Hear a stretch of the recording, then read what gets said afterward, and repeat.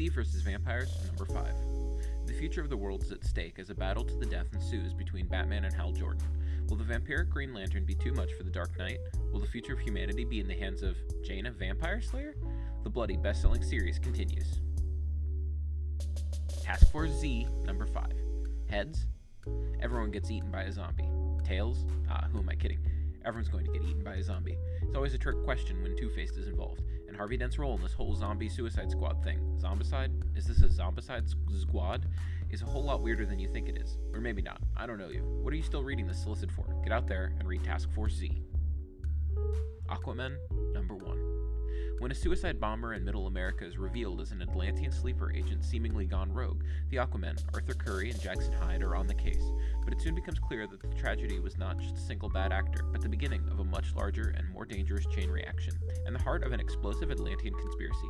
If Arthur's not careful, the secrets he's keeping from Mira, Tula, Tempest, Atlantis, the Surface, and even Jackson can cause a rift from which the Aquamen might never recover. In his own image, number 1. In a not-too-distant future, new technologies give birth to new ways to vent violent and aggressive instinct. Subjects without any legal protection as androids can be the victim of any nefariousness. But how long will man be able to exercise full control over the machine? This story is about the violent nature of the human being and deals with the unstable struggle between man, machine, and God, between the creator and creature made in his own image. Step by Bloody Step, number 1. An armored giant and a helpless child. Together they cross an astonishing world brimming with beasts, bandits, and deadliest by far, civilizations. If they stop walking, the earth itself forces them onwards. Why? The child can't ask. She and her guardian have no language, no memory, nothing, except each other. Multiple Eisner nominees, Cy Spurrier, Mateus Bergara, and Matthias Lopez, present a watershed moment in modern comics. 4 double-length chapters of bittersweet fantasy opus, completely text-free. Let's take a walk. Distorted, number 1. Somewhere in the world, there is someone who feels different, special, cursed, who's losing their mind right now. You're not alone. Take James, for example. He'd like to run away from his parents and from a life that doesn't belong to him. On the other hand, Tom is forced to face his past and hunt down his own kind, like a hound on the leash of an unknown master. Brenner is on the hunt for money and a peace he can't find anywhere. They are 3 people whose superpowers are more like a burden. In this world, there are no superheroes. Elektra, Black, White, and Blood, number 2. An awesome assembly of assassin action as only the House of Ideas can provide.